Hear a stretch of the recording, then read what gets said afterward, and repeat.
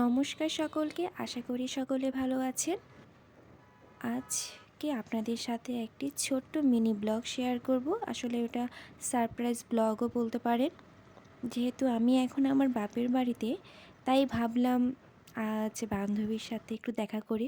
যদিও তাকে বলিনি সারপ্রাইজ দিব বলে, দেখা যাক সে আমাকে দেখে অবাক হয় কি না। আমরা অনেক পিচ্চিকালের বান্ধবী, তাই এখন আসলে বান্ধবী বললে ভুল হবে, এখন আমরা বোনই বলা যেতে পারে। সারপ্রাইজ! যেহেতু আমি শাড়ি পরে গিয়েছিলাম, তাই তাকেও শাড়ি পরিয়ে দিয়েছি। আসলে আমাদের তো তেমন দেখা কম হয় বললেই চলে, আর হ্যাং আউট তো হয় না বললেই চলে। আমাদের বেশি বান্ধবী নেই, আমরা মুষ্টিমেয় কয়েকজনই খুব ক্লোজ বেস্টি আছি। কিন্তু আমাদের লাকটা এতটাও ফেভারফুল না যে আমরা দেখা করব, কোথাও যাব, হ্যাং আউট করব, সকলে মিলে শাড়ি পরবো, এটা আসলে আমাদের হয় না। তাই যতটুকু সুযোগ পাই ততটুকুর মধ্যে আমরা চেষ্টা করি ডেটাকে সুন্দর করে সাজানোর। তাই এই তো ছাদে গেলাম, একটু রং ঢং করলাম। তারপর সে যেহেতু মেহেদি আর্টিস্ট, তাই মেহেদি দিব না এটা তো হয় না, এই সুযোগটা কখনোই ছাড়ি না আমি। গেলে অবশ্যই মেহেদি দিই।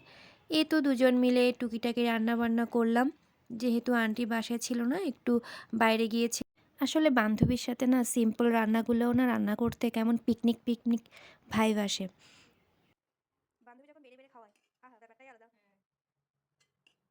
তুমি কি মানুষকে দেখাচ্ছ যে আমি বেশি বেশি খাই? ও ইচ্ছে করেই আমার প্লেটটা ভর্তি করে দিয়েছিল ভাতে। আমি কিন্তু এর থেকে অর্ধেক ভাত কমিয়ে ফেলেছিলাম, কিন্তু সে বলল যে না না, মানুষ দেখুক দেখুক তুই কতগুলো ভাত খাস। এই তো আমরা দুজন মিলে ভাত খাওয়া দাওয়ার পর্বটা শেষ করে, যেহেতু এখন দিন ছোট, তাই চায়ের পর্বটাও সেরে ফেললাম।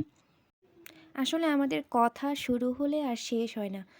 তবুও আমরা যখন বাসায় চলে আসি তখন না ভাবি যে আয় হ্যাঁ, এই কথাটা আসলে তোকে বলা হয়নি বা সামনাসামনি বলা হয়নি। কিন্তু আমাদের প্রচুর কথা হয়, তবুও অনেক কথা থেকে যায়। আসলে সবসময় দেখা হয় না তো। এই যে আমি থাকবো আর একটু নাচানাচি হবে না তা তো নাই, এ তো একটু নাচানাচিও করে ফেললাম। এই যে এই ভিডিওটা কিন্তু সে করেছিল, আমি জানতাম না। সে আমাকে ভিডিও করে আমাকে পাঠিয়ে দিয়েছে।